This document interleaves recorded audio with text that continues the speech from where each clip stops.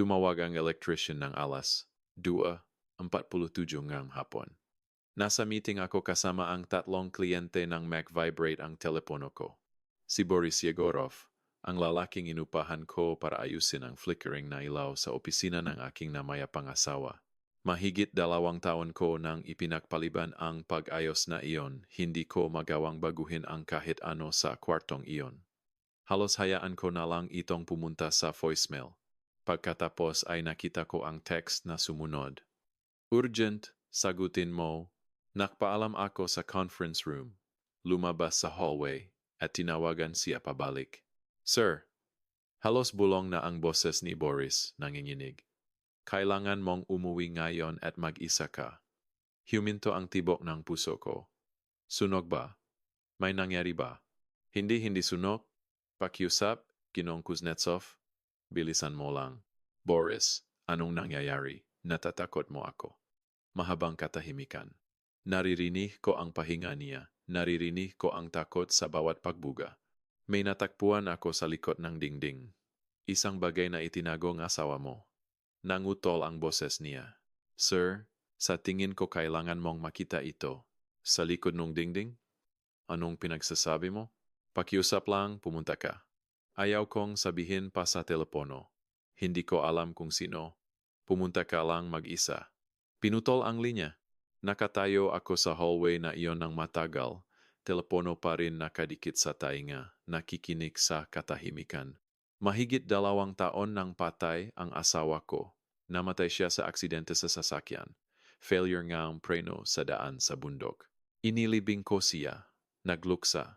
Sinubukang itayo ulit ang buhay para sa aming 2 anak.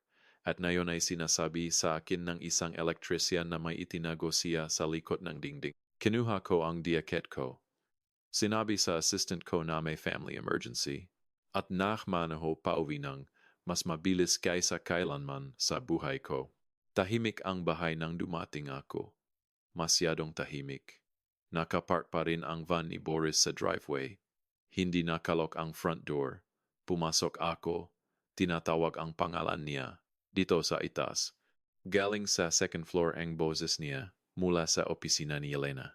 Tumakbo ako sa hagdan 2 hakbang bawat isa. Mabilis na mabilis ang tibok ng puso ko. Ramdam ko ito sa lalamunan. Bukas ang pinto ng opisina ni Elena.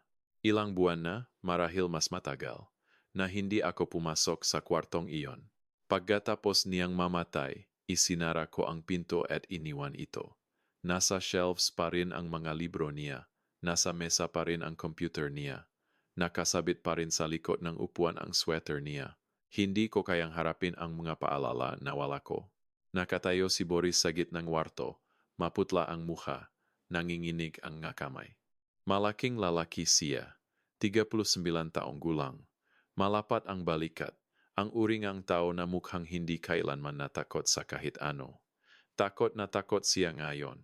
Ginoong Kuznetsov, itinuro niya ang dingding sa likod ng mesa ni Yelena. Sinusubukan kong ayusin ang ilaw, kailangan kong tanggalin ang fixture para suriin ang wiring, at napansin kong iba ang tunog ng dingding, hollow. Tiningnan ko ang dingding. Sa una, wala akong nakitang hindi karaniwan. Parehong cream-colored na pintura tulad ng dati. Parehong baseboards.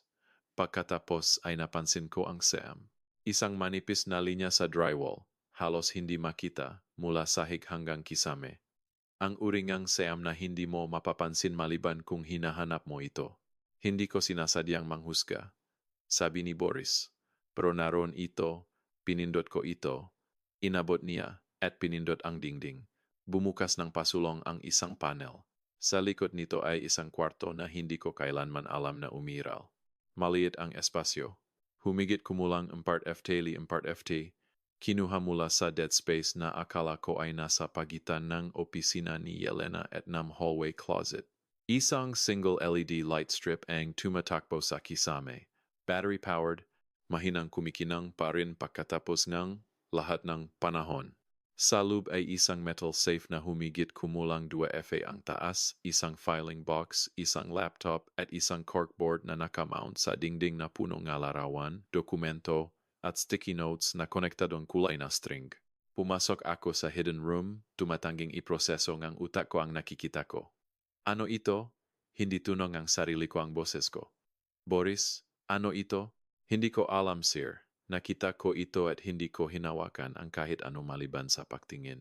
May isang bagay sa ibabawng safe. Isang sulat na may pangalan mo. Tumingin ako pababa. Isang puting envelope ang nakaupo sa ibabaw ang safe. Selyadong maliit na tape, nakasulat sa harap sa sulat kamay ni Yelena ang pamilyar na graceful na sulat na minahal ko ng 16 na taon. Para kay Pavel, kung may mangyari sa akin, nanginginig ang makamay ko ng kunin ito. Dapat ba akong umalis? Tanong ni Boris. Bigyan kang privacy? Manatili ka, pakiusap. Ayaw kong mag-isa ngayon. Binuksan ko ang envelope. Sa loob ay isang sulat na 4 na pahina ang haba. Sinimulan kong basahin at gumuho ang buong mundo ko. Minamahal kong Pavel, kung binabasa mo ito, wala na ako. At lubos akong humihingi ng pasensya. Pasensya sa mga lihim. Pasensya sa hindi pagsasabi sa iyo. Pasensya sa lahat ng malalaman mo. Gusto kong protektahan ka, protektahan si Mikhail at si Anna. Akala ko kaya ko itong hawakan mag-isa, mangolektang sapat na ebidensya, at dalhin si Dr. Victor Romanov sa hustisya nang hindi ilalagay sa panganib ang sinuman sa inyo. Mali ako. Simulan ko sa simula. Noong 2019, nagsimulang mapansin ko ang hindi pagkakapare-pareho sa inventory ng gamot sa Moskovskaya Centralnaya Klinika. Mga maliliit na bagay sa una, ilang nawawalang fial ng morphine dito, ilang hindi may paliwanag na oxycodone dun. Akala ko clerical errors. Pagkakamali ang nurse, walang masama. Pagkatapos ay nausimule akong magtela at napagtanto ko na hindi ito random. Ang mahindi pagkakapare-pareho ay sumusunod sa isang pattern. Lagi itong nangyayari sa mga gabi kung kailan. Late ang trabaho ni Dr. Victor Romanov. At lagi itong opioids, ang magamot na may pinakamatas na halaga sa kalye. Dapat sana ay pumunta ako sa mga autoridad noon. Dapat sana ay iniulat ko ang aking mga hinala at hayaang hawakan ng mga profesional. Pero natakot ako. Si Romanov ang hospital administrator. May koneksyon siya sa lahat. Sa board, sa pulis, sa lokal na politiko. Hindi ko alam kung sino ang mapagkakatiwalaan kaya nagsimula akong mag-imbestiga mag-isa. Itinayo ko ang kwartong ito noong Marso 2022. Inupahan ang isang contractor mula sa ibang rehiyon, nagbayad ng cash. Pinapirmahan siyang confidentiality agreement. Sinabi ko sa kanya na kailangan kong secure na espasyo para sa sensitibong dokumento na may kinalaman sa trabaho ko. Sa loob kwartong ito ang lahat na kolekta ko sa loob ng 3 taon. Mga video recording ng pagkikita ni Romanov sa mga drug dealer sa parking garage ng hospital. Mga financial record na nagpapakita ng mga deposito sa offshore accounts na umabot sa mahigit 2 milyong rubles. Testimonya mula sa isang janitor ng ospital na nakakita kay Romanov na nag-aalis ng gamot mula sa pharmacy. Lahat. Sapat na ito para ipakulong siya habang buhay. Pavel, sigurado ako. Pero may isa pang bagay na kailangan mong malaman. Nalaman ni Romanov, hindi ko alam kung paano. Baka napansin niya akong nanonood sa kanya. Baka may nagsabi sa kanya. Pero noong Enero 2022, pumunta siya sa opisina ko at sinabi na alam niya ang ginagawa ko. Sabi niya lang, nangyayari ang maaksidente, Yelena, lalo na sa mataong masyadong maraming tanong. May magandang pamilya ka. Sayang kung may mangyari sa kanila. Dapat sana ay tumigil ako. Dapat sana ay sumuko ako. Pero sobrang lapit ko na, Pavel. Kaya patuloy ako at itinayo ko ang kwartong ito at isinulat ko ang sulat na ito dahil kung patay na ako, Pavel, hindi ito aksidente. Pinatay ako ni Victor Romanov at ang lahat ng kailangan mo para patunayan ito ay nasa kwartong ito. Ang kombinasyon ng safe ay ang anniversary ng kasal natin. Srizibulan 14. Srizibulan 6. Sa loob ay mga USB drive na naglalaman ng bawat video na nirecord ko. Ang filing box ay may lahat ng dokumento, financial records, schedules, photographs. Ang laptop ay may backups ning lahat kasama ang aking mga notes at analysis. Dalhin ito sa FSB, hindi sa lokal na pulis. May mga kaibigan si Romanov dun, ang FSB field office sa Moscow. Tanungin si Agent Irina Petrova. Matagal na kaming kaibigan mula kolehiyo. Alam niya ang gagawin. Pakiusap, mahal ko, kunin mo ang hustisya para sa akin, para sa lahat ng pasyente na nagdusa dahil sa kasakiman ni Romanov. At pagkatapos ay mabuhay ng buo, maging masaya ulit, maganap ng pag-ibig ulit.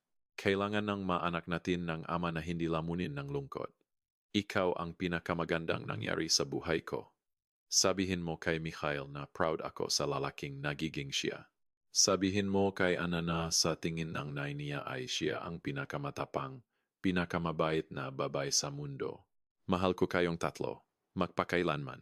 Ang asawa mo, Yelena, hindi ko alam kung gaano katagal akong nakatayo roon. Mga minuto, marahil mga oras. Huminto ang oras sa pagiging makatwiran. Pinatay ang asawa ko. Ang aksidente sa sasakyan na pumatay sa kanya, ang failure ng preno na pinasya ng pulis bilang mechanical malfunction, ay hindi aksidente. Isang lalaking si Viktor Romanov ang naktamper sa preno niya dahil alam niya ng masyado. Nagimbestiga siya sa kanya ng 3 taon at nang malaman niya, pinatay niya ito at alam niya. Ginugol niya ang huling mga buwan ng buhay niya sa paghahanda para sa sariling pagpatay. Ginoong Kuznetsov, galing sa malayo ang boses ni Boris. Sir, ayos ka lang ba? Hindi ako ayos. Hindi na ako kailanman ayos. Pero may trabaho akong gagawin. Boris, sabi ko ng dahan-dahan. Kailangan kitang pagawaing isang bagay. Kahit ano, sir. Kailangan mong kalimutan na kailanman ay narito ka. Kaya mo ba iyon? Nagdalawang isip siya. Itinaas ko ang sulat. Sinasabi dito na pinatay ang asawa kong isang napakalakas, napakapanganib na tao. Kung malaman niyang umiral ang kwartong ito, kung malaman niyang nakita mo ito, hindi ko na kailangang tapusin ang pangungusap. Hindi ako kailanman narito, sabi niya. Pumunta ako para ayusin ang ilaw, masama ang wiring. Babalik ako sa susunod na linggo para tapusin ang trabaho. Salamat. Tumango siya, kinuha ang matul, at umalis ng walang ibang salita. Nakaupo ako ng mag-isa sa opisina ng namayapa kong asawa. Hawak ang sulat mula sa kabilang buhay. Napapaligiran ng ebidensya ng isang krimen na sumira sa pamilya ko. At gumawa akong desisyon. Sisirain ko ang lalaking pumatay sa kanya. Hayaan ninyong sabihin ko sa inyo tungkol kay Yelena. Nagkita kami noong 2004 sa isang coffee shop malapit sa Moscow State University. Ako ay 26, bagong simula sa career sa financial consulting. Siya ay 24, nasa nursing school. Si Yelena ay lahat ng hindi ako. Mainit kung saan ako reserved, spontaneous kung saan ako planned. May tawa siya na kayang punuin ang isang kwarto. Naging pediatric nurse siya dahil hindi niya kayang isipin na gawin ang kahit ano pa. Ang pagmasid kay Yelena na maging ina ay parang pagmasid sa isang taong pumasok sa papel na ipinanganak niyang gampanan. Siya ang sentro ng aming pamilya, ang araw na umikot ang lahat. Noong 2015, nakuha niya ang trabaho sa Moskovskaya Centralnaya Klinika. Ito ang dream position niya. Hindi ko alam na ang parehong ospital ang sa huli ay papatay sa kanya. Nagsimula ang umaga ng Hunyo 20, 2022, tulad ng anumang ordinaryong umaga. Nagluto si Yelena ng almusal, hinalikan si Mikhail at si Ana ng paalam. Sinabi sa akin na mahal niya ako. Pagkatapos, ay sumakay siya sa sasakyan at nagmaneho patungo sa trabaho. Hindi na siya nakarating. Tumagos ang sasakyan niya sa guardrail at nahulog ng 200 feet sa ravine. Naalala ko ang tawag. Naalala ko si Mikhail na nagtatanong kung bakit. Naalala ko ang libing. Ang hindi ko naalala ay kailanman natanungin ang police report. Failure ng preno. Isang trahedyang aksidente. Tinanggap ko ito dahil walang dahilan para hindi. Pero nahanda si Yelena. Ang kombinasyon na safe ay ang Anniversary na kasal natin tulad na sinabi sa sulat. Setyembre 14. Ikibinalta sa loob ay 47 USB drive. Bawat isa may label na may petsa at maikling description. Pagkikita ni Romanov sa dealer. Sa parking garage Marso 2021. Pag-alis ni Romanov ng gamot sa pharmacy. April 2021. Pagbabanta ni Romanov kay Dr. Patterson Julio 2021. Tatlong taon ang ebidensya na maingat na nakolekta. Ang filing box ay naglalaman ng dokumento, photocopies ng inventory records, financial statements mula sa offshore banks. Ang laptop ay naka-encrypt, pero ang password ay ang mga karawan ng mga anak natin. 0115-0803-2211. Sa loop ay mga na inayos ayon sa taon. Manot sa boses ni Elena. Lalong nagiging matapang si Romanov. Kailangan kong bumilis. Sa tingin ko malapit na siyang gumalaw, kailangan kong tapusin ang pagtatayo ng kwarto. Nagbasa ako ng mga oras. Nakita si Victor Romanov, isang lalaking nakilala ko sa mga hospital events, isang lalaking dumalo sa libing ni Yelena at sinabing lubos siyang nalulungkot sa pakawala ko na nakikita sa mga drug dealer at nagbibilang ng pera. At nakita ko ang asawa ko, matapang at brilyante, na nagdodokumentong lahat ng may precision ng isang siyentipiko. Hindi ako tumawag sa lokal na pulis. Tinawagan ko ang FSB field office sa Moscow at tinanong si Agent Irina Petrova. Nang sa wakas, ay nakapasok ako, mahabang katahimikan sa kabilang linya. Yelena, may nasabi ni Irina. Wala akong alam. Nakipag-ugnayan siya sa akin minsan, tinanong kung mapakakatiwalaan niya ako, at pagkatapos ay hindi na ako nabalitaan. Patay na siya. Namatay siya sa isang bagay na mukhang aksidente. Pero natakpuan ko ang ebidensya na nagmumungkahi na pagpatay ito. Ginoong Kuznetsov, kailangan kong dalhin mo sa akin ang lahat mayroon ka. At huwag sabihin kahit kanino ang tungkol dito. Kung totoo ang sinasabi mo, ang lalaking ito ay pumatay na minsan. Gagawin niya ulit. Inilagay ko ang mga USB drive, ang mga dokumento, at ang laptop sa isang duffel bag at nagmaneho patungong Moscow. Inanalize ang FSB task force ang mga video at na-verify ang mga dokumento. Interview nila ang janitor na ospital na si Ivan Sidorov na nakumpirmang lahat. Inexamin din ng task force ang natitira sa sasakyan ni Yelena. Ang mga brake lines ay pinutol gamit ang isang tool na nagiwan. Ang distinctive marks na tumutugma sa isang multi-tool na natagpuan sa opisina ni Victor Romanov. Noong Nobyembre 12, 2024, inaresto si Victor Romanov sa Moskovskaya Centralnaya Klinika. Mga sakdal, first-degree murder, drug trafficking, insurance fraud, at obstruction of justice.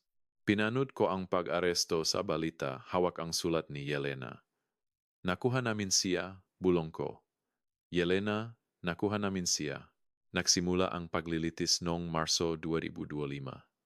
Dumalo ako araw-araw, nakaupo sa front row upang harapin ni Romanov ang asawa ng babaeng pinatay niya. Iniharap ng prosecution ang ebidensya, at pagkatapos ay pinatugtog ang boses ni Yelena mula sa isang audio recording. Alam ko na mapanganib ang ginagawa ko, pero hindi ko lang kayang tumingin sa kabilang direksyon. Kung nakikinig ka rito dahil wala na ako, pakiusap malaman mo na sinubukan ko. Hindi ako nagsisisi. Umiyak ako. Tahimik ang buong korte. Nag-deliberate ang jury ng 6 na oras. Guilty sa lahat ng sakdal. Hinatulan si Victor Romanov ng habang buhay sa bilangguan ng walang parole. Nang basahin ang hatol, tiningnan niya ako, at simple kong itinaas ang sulat ni Yelena. Komplikado ang aftermath. Sumailalim sa kumpletong investigasyon ang Moskovskaya Centralnaya Klinika. Muling isinulat ang mga patakaran. Pinahusay ang security protocols. At naging bayani si Yelena. Pinangalanan nila ang pediatric ward na Elaine Kuznetsova Pediatric Care Center. Kailangang malaman ni Mikhail at ni Anna ang katotohanan. Masyadong matapang si nanay, sabi ko kay Anna. Sinubukan niyang pigilan ang isang masamang tao. Iyon ang tapang, ang matakot at gawin pa rin. 2 taon na ang lumipas mula nang matakpuan ko ang hidden room na iyon. 48 na ako ngayon. Nasa Moscow State University si Mikhail, nag-aral ng pre-law. Gusto niyang maging prosecutor. Si Anna ay ombesh, nagtatrabaho sa isang biographying nanay niya. Gusto kong malaman ng mga tao kung sino siya. Sabi niya sa akin. Hindi lang ang bayani, kundi ang nanay. Regular akong bumibisita sa libingan ni Yelena. Ang headstone ay nagsasabi, Yelena Marie Kuznetsova, 1980 hanggang 2022. Minamahal na asawa, ina, at bayani. Ginawa niya ang tama kahit paano. Sinabi ko sa kanya na nabulok na sa bilangguan si Romanov at miss ko siya bawat oras. Pero sinabi ko rin sa kanya na hindi ako tumigil mabuhay. Nagsimula akong mag-date ulit ng dahan-dahan. May isang kasamahan na si Rebecca na nagpapatawa sa akin. Aprobado ni Yelena. Gusto niyang masaya ang mga taong mahal niya. Mayroon pa rin akong matanong. Alam ba niya noong huling umagang iyon? Hindi ko kailanman makakaroon ng masagot, pero pinipili kong maniwala na mabuti ang huling umaga niya, na toto ang halik, at na nagmaneho siya patungo sa trabaho na naniniwalang maaring mabuhay siya. Bumalik si Boris Yegorov noong nakaraang taon para tapusin ang pag-ayos ng ilaw. Triple ang binayaran ko sa kanya. Hindi niya pinaniwalaan ang opisyal na kwento na ibinigay ko, pero siya ang uri ng tao na alam kung kailan manahimik. Walang laman na ngayon ang hidden room, muli na itong naisara. Pero alam ko na naroon ito. Minsan ay nilalagay ko ang kamay ko sa dingding at sinusubukang ramdamin ang presensya niya. Masyado siyang matapang. Hindi laging sinasabi sa ating ng mga taong mahal natin ang lahat. Itinatago nila ang mga lihim para protektahan tayo. Naintindihan ko kung bakit niya ginawa ito. Magagawa ko lang magpasalamat sa panahong nakasama kami at sa pag-ibig na tunay. Linggo ngang umaga ngayon, amoy kape ang bahay. Sa loob ngang 1 oras, magmamaneho kami patungo sa sementeryo. Hindi ang pamilyang dati kami, pero pamilya pa rin. Buo dahil sa isang babaeng nagtayo ng hidden room at isang sulat na nagsisimula sa, kung binabasa mo ito, wala na ako. Salamat sa pakikinig. Hindi ka kailanman nag-iisa. At ang mga taong mahal ka, gusto nilang tumayo sa tabi mo. Hindi na flickering ang ilaw sa opisina ni Yelena. Minsan ay iniisip ko na ang flickering ay paraan niya ng pagsasabi. Tumingin ng mabuti. May isang bagay na kailangan mong hanapin. Ang pag-ibig niya ay umabot sa kabilang buhay at dinala ang isang mamamatay tao sa hustisya. Ang pag-ibig niya ang nagligtas sa amin. Magpahinga ka na, Yelena. Karapat-dapat mo ito.